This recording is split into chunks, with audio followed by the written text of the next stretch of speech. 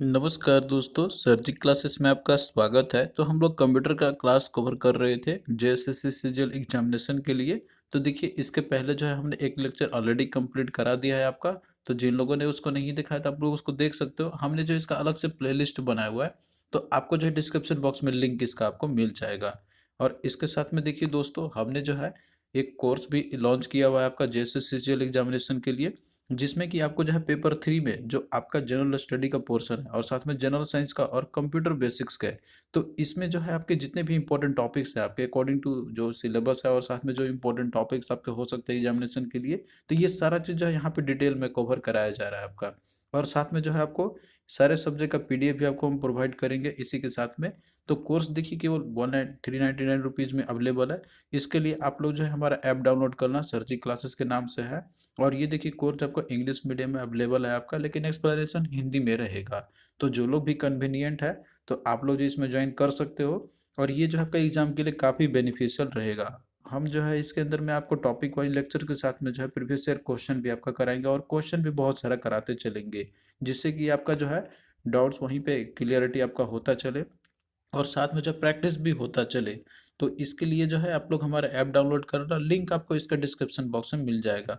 और देखिए दोस्तों, जैसे ही आप लोग ऐप को डाउनलोड करोगे तो आपको जो इसके साथ में एक और कोर्स आपको दिख जाएगा जो कि हमने पेपर 1 के लिए लॉन्च किया हुआ है, जिसमें कि आपका हिंदी और इंग्लिश का जो आपका आएगा पेपर, जो क्वेश्चन आएंगे हिंदी इंग्लिश के, तो ये देखिए सभी के लिए कॉमन है, तो इसमें किसी कोई प्रॉब्लम नहीं होगा मीडियम का। तो ये जो है कोर्स आपका 149 रुपीज़ में अवेलेबल है। और इसमें देखिए जो टॉपिक आपको हम प्रोवाइड करेंगे ना, अगर आप लोग इतना भी कर लेते हो तो आपका देखिए हिंदी इंग्लिश का टेंशन आपका पूरा खत्म हो जाएगा। आपका आराम से इजीली क्वालिफाई हो जाएगा पेपर ये। आपको टारगेट लेके चलना है 50% का, तो 30% जो आपको मार्क्स स्कोर करना है तो आपका इजीली आ जाएगा। तो इसमें देखिए आपको जो है सारे इंपॉर्टेंट टॉपिक्स हम आपको कराएंगे हिंदी इंग्लिश दोनों के।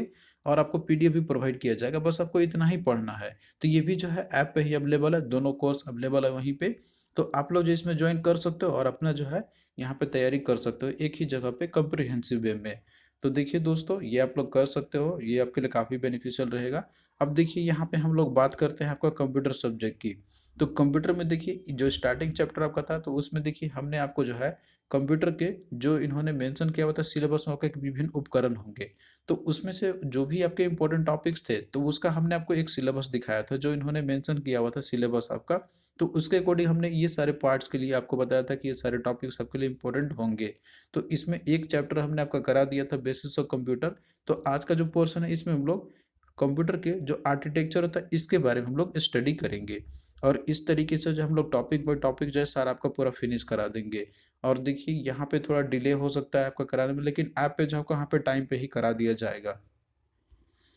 तो देखिए कंप्यूटर आर्किटेक्चर यहाँ पे जैसे दिया हुआ है आपका, तो इसका मतलब क्या होता है कि कोई भी जैसे कंप्यूटर है तो उसका कोई ना कोई एक ढांचा या फिर जो है उसका फंक्शनल कैसा होगा, बिहेवियर कैसे होंगे, तो ये जो है प्रोग्रामर के द्वारा डिफाइन किया जाता है कि वो कैसे देखता है कि किस तरीके से जो है उसका फंक्शनल बिहेवियर होना चाहिए। अब जैसे देखिए कोई भी बिल्डिंग आपका रहता है तो उसका एक आर्किटेक्चर होता है, तैयार होता है कि पर्टिकुलरली कहाँ पे क्या चीज़ होनी चाहिए। तो उसी तरीके से कंप्यूटर के अंदर में भी जो है आपका ये सारी चीज़ होते हैं, मतलब कि उनको जो डिज़ाइन किया जाता है, जो भी प्रोग्रामर होता है उसको अपने अकॉर्डिंग डिज़ाइन करता है।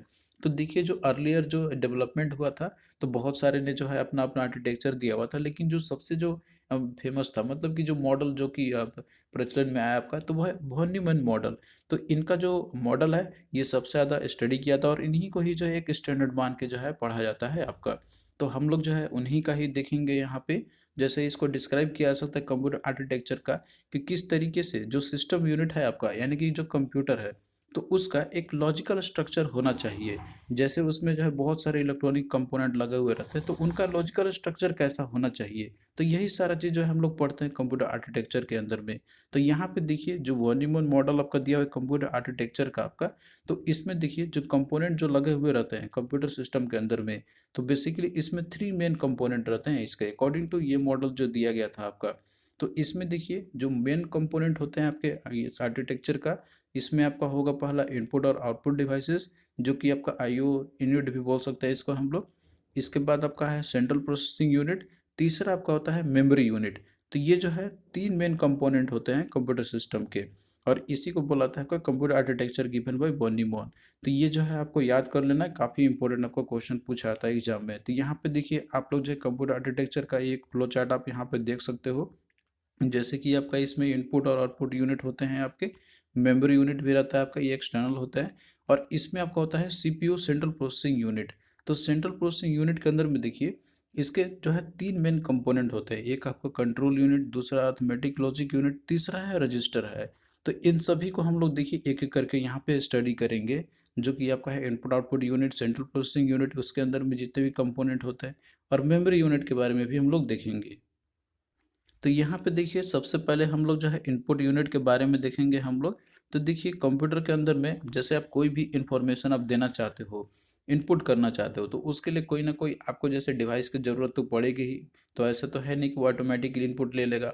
तो इनपुट यूनिट जो है आपका, वो जैसे डेटा रहता है जो उनको देना पड़ता है। तो यहाँ पे हम लोग इनपुट डिवाइसेस की हेल्प के थ्रू जो है हम लोग फीड करते हैं डेटा। तो इनपुट यूनिट में आपको देखिए कुछ भी हो सकता है आपका, जैसे कीबोर्ड है आपका, माउस हो गया, इसके अलावा स्कैनर हो गया, जॉयस्टिक हो गया। तो ये सारे बहुत सारे ऐसे डिवाइस आपके रहते हैं कि जिनकी मदद से जो है हम लोग, अब जैसे कोई भी इंफॉर्मेशन है वो हम लोग प्रोवाइड करते हैं कंप्यूटर को।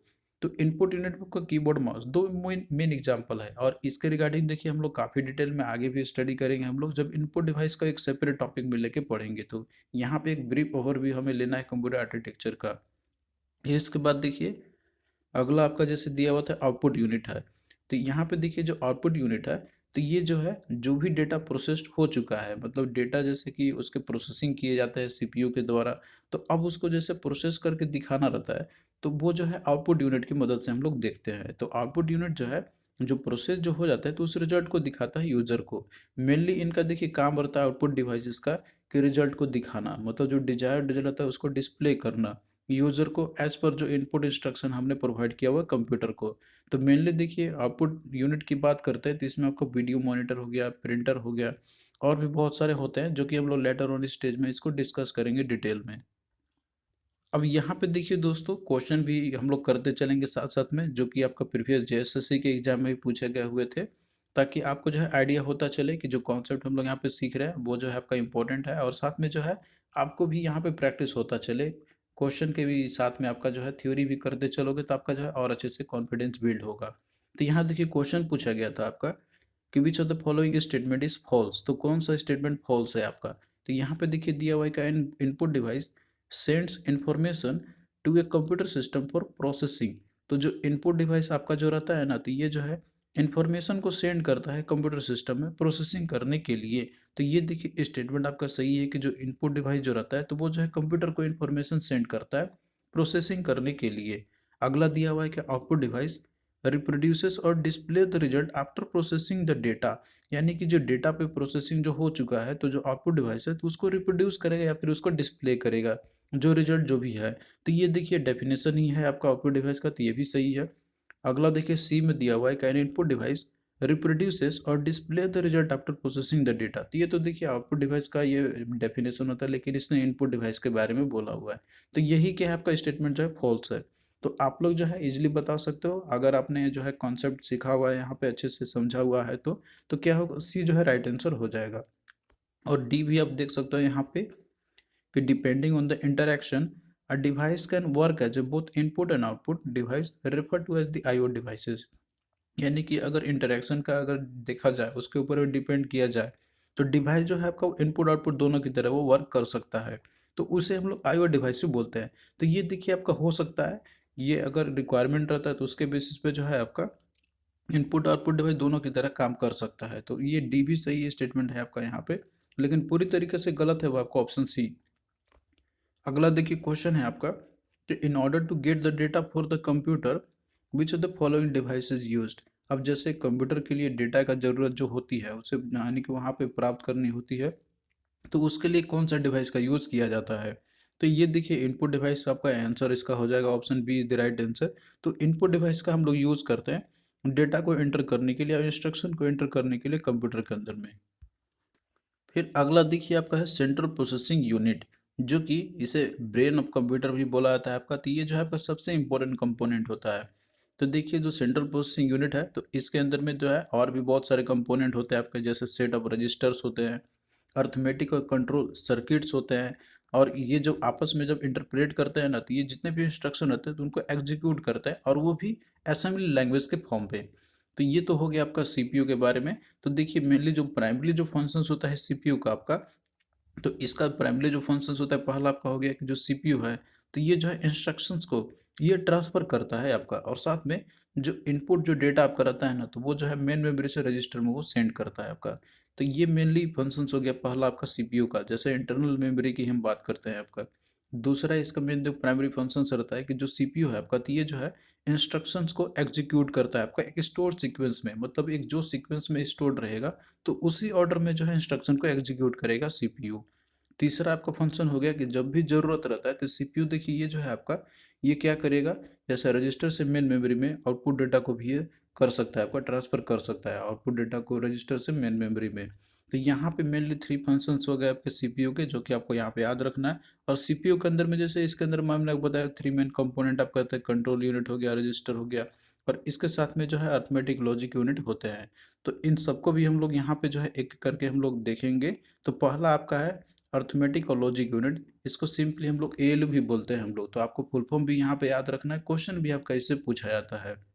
तो देखिए जो अर्थमेटिक लॉजिक यूनिट है आपका, तो इसके अंदर में इलेक्ट्रॉनिक सर्किट होते हैं, जो कि ये जितने भी अर्थमेटिक और लॉजिकल ऑपरेशन जो होते हैं ना, तो उनको ये एग्जीक्यूट करेगा जो डेटा अवेलेबल रहता है उसके ऊपर में। तो नाम ही इसका अर्थमेटिक और लॉजिक यूनिट है, तो जाहिर सी बात है कि अर्थमेटिक और लॉजिकल ऑपरेशन जो होगा तो उन सबको ये एग्जीक्यूट करेगा।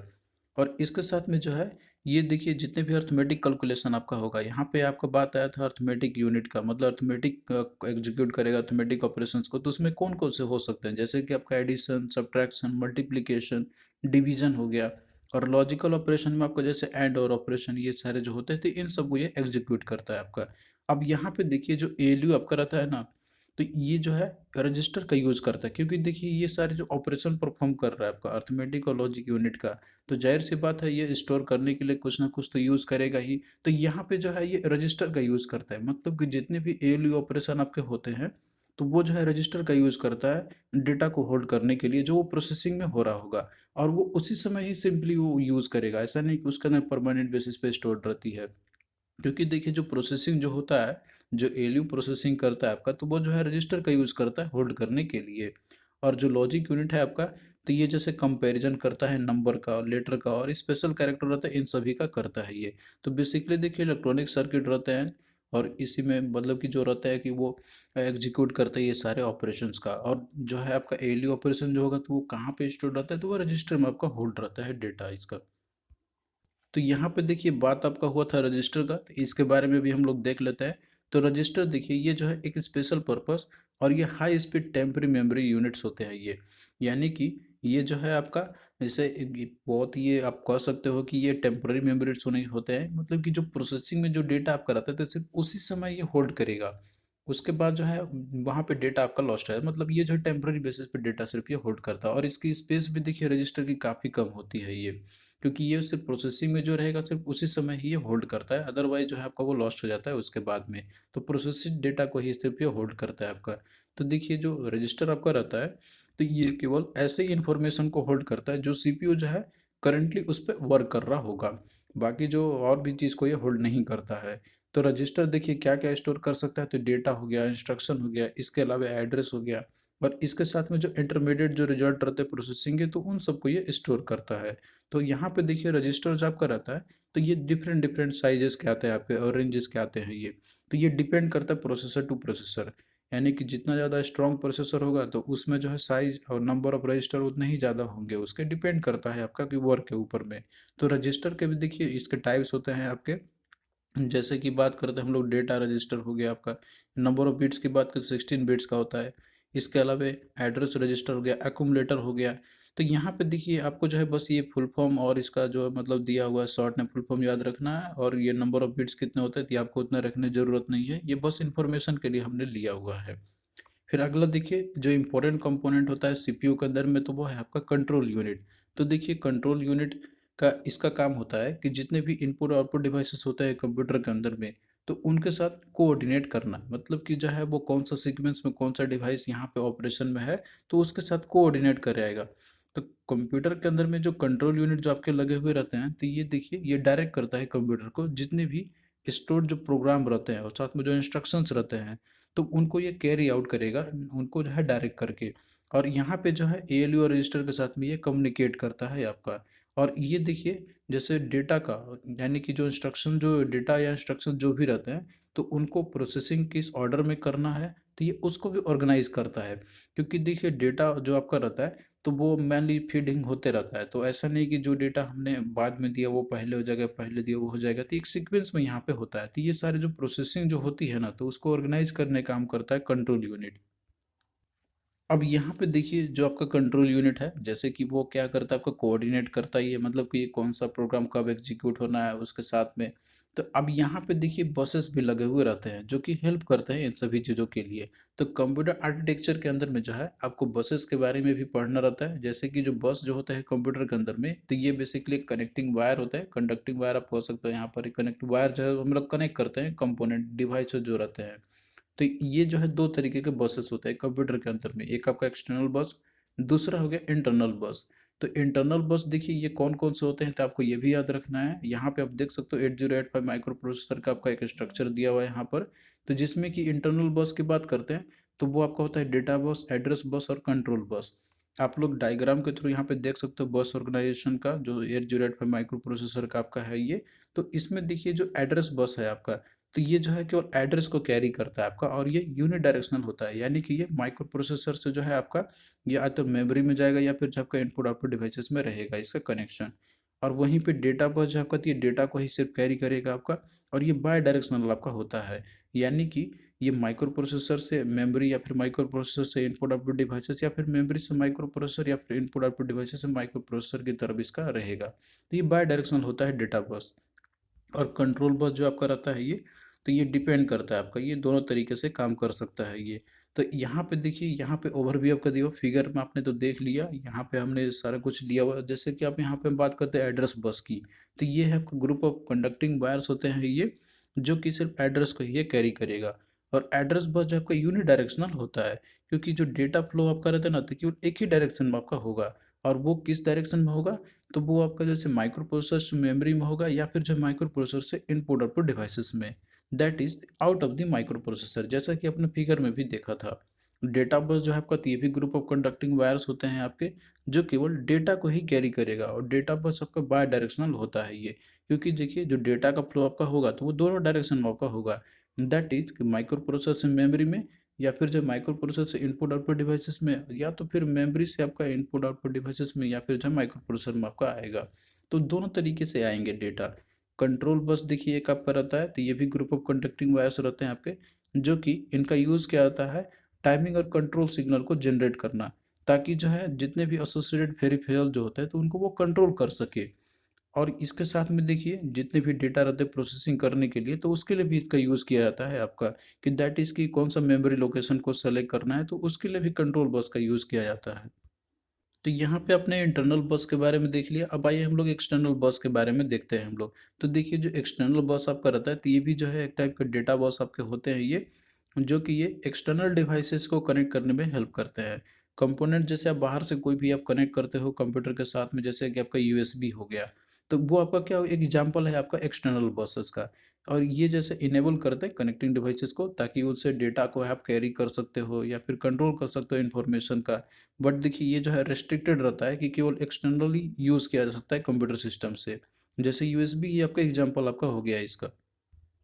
तो ये तो अपने आर्किटेक्चर के अंदर में देख लिया कि जितने भी कंपोनेंट आपके जो होते हैं, जैसे कि आपका इनपुट आउटपुट यूनिट हो गया, सीपीयू हो गया, और एक आपका है मेमोरी यूनिट है। तो मेमोरी यूनिट भी आपका आर्किटेक्चर का ही पोर्शन आपका रहता है। तो देखिए मेमोरी जो आपके रहते हैं, तो ये अब जो है फर्दर इसके भी कैटेगराइजेशन किया जाता है आपका, प्राइमरी मेमोरी में, सेकेंडरी मेमोरी में। तो प्राइमरी मेमोरी के भी देखिए फर्दर इसके टाइप्स होते हैं, जैसे कि आपका रैम रोम हो गया। यहाँ पे रैम का भी फर्दर क्लासिफिकेशन होता है, स्टैटिक रैम, डायनेमिक रैम। रोम का भी क्लासिफिकेशन आपका होता है P ROM, E P ROM और डबल ई पी रोम में। तो इनको जो है डिटेल में हम लोग जब मेमोरी डिवाइसेस के बारे में स्टडी करेंगे, तो वहाँ पे हम लोग देखेंगे। बस यहाँ पे आपका एक ओवरव्यू है, जो कि आपको कंप्यूटर आर्किटेक्चर के अंदर में स्टडी करना था। और वहीं पे जो सेकेंडरी मेमोरी आपका है, तो ये जो है यूज़ किया जाता है लार्ज अमाउंट ऑफ डेटा को परमानेंट बेसिस पे होल्ड करने के लिए। प्राइमरी मेमोरी आपका देखिए ये जो है टेम्पररी मेमोरी होते हैं ये, जो कि मतलब कि शॉर्ट ड्यूरेशन के लिए होल्ड करने के लिए भी किया जाता है इनका यूजेस।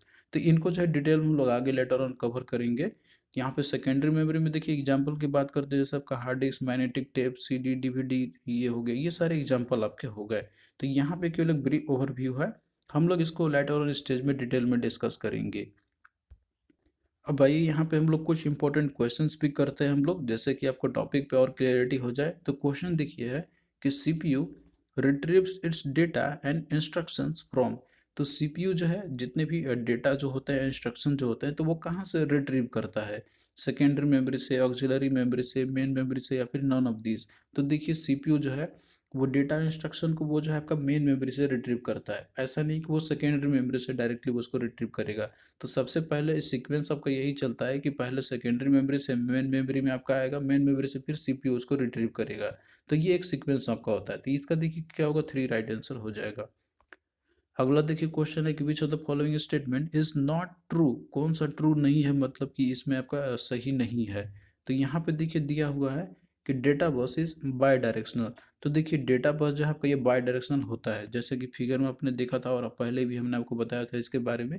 तो ये तो स्टेटमेंट आपका क्या है, ये सही है, लेकिन कौन सही नहीं है आपको वो बताना है। अगला देखिए दिया हुआ है कि address bus is by directional. तो एड्रेस बस बाई डायरेक्शनल होता है, तो ये देखिए क्या है, गलत है। आपका एड्रेस बस जो है ये आपका यूनि डायरेक्शनल होता है। तो ये क्या है, ट्रू स्टेटमेंट आपका यही नहीं है। तो ऑप्शन बी क्या होगा, राइट आंसर है। बाकी आप और भी देख सकते हो ऑप्शन यहाँ पे कि address bus is uni directional, ये तो सही है। कि same data bus is use for both read and write operation. तो देखिए एक ही जो डेटा बस रहता है तो उसका जो है रीड और राइट ऑपरेशन दोनों के लिए यूज किया जा सकता है। तो ये भी सही स्टेटमेंट है आपका यहाँ पर। तो आपको देखिए टॉपिक पे क्लैरिटी होना चाहिए। क्वेश्चन आपका किसी भी तरीके से पूछा जाए तो आप लोग उसको इजिली कर लोगे। क्वेश्चन आपको रटना नहीं है, आपको टॉपिक को समझना है, तो आपका क्वेश्चन इजिली बन जाएगा एग्जाम में। अगला देखिए क्वेश्चन है कि which of the following components of the CPU temporarily stores the data for the ALU operation. तो कौन सा सीपीयू का कंपोनेंट है जो कि टेम्पररी बेसिस पे स्टोर करता है डेटा को एएलयू ऑपरेशंस के लिए? तो यहाँ पे देखिए आपको दिया arithmetic logic unit, control unit, register, या फिर रैंडम एक्सेस मेमोरी। तो देखिए इसका जो है आपका सिंपल से आंसर आपका हो जाएगा, रजिस्टर हो जाएगा। हमने आपको बताया था इसके बारे में भी कि जितने भी एएलयू ऑपरेशन जो होते हैं जो आपका रहता है सीपीयू के अंदर में आपका, तो उसको टेम्पररी स्टोर करने का काम करता है रजिस्टर। तो क्या होगा, सी राइट आंसर हो जाएगा। तो थैंक यू दोस्तों, आपको कैसा लगा ये लेक्चर आप लोग कमेंट करके ज़रूर बताना। और देखिए इसी तरीके से जो है आपका ये लेक्चर चलता रहेगा कंप्यूटर का। यहाँ पे भी आपका कंप्यूटर का करा है, इसके बाद जनरल साइंस का भी पोर्शन आपका हम करा देंगे। और अगर आप लोग कोर्स में इनरोल होना चाहते हो तो उसमें आप लोग कर सकते हो। लिंक आपको डिस्क्रिप्शन बॉक्स में मिल जाएगा ऐप का। वहाँ पे जो है काफ़ी अच्छे से वहाँ पे कराया जाएगा आपका, और एक ही प्लेटफॉर्म पे और एक ही जगह पे आपको सारा चीज़ फैसिलिटी अवेलेबल है। तो जो लोग भी इंटरेस्टेड है तो उसमें आप लोग ज्वाइन कर सकते हो वहाँ पे। और किसी भी तरीके का आपको कोई भी इशू होता है या फिर कुछ पूछना चाहते हो तो आप लोग जो मेरे दिए गए व्हाट्सएप नंबर पे संपर्क कर सकते हो। तो चलिए मिलते हैं फिर नेक्स्ट वीडियो में, तब तक के लिए बाय।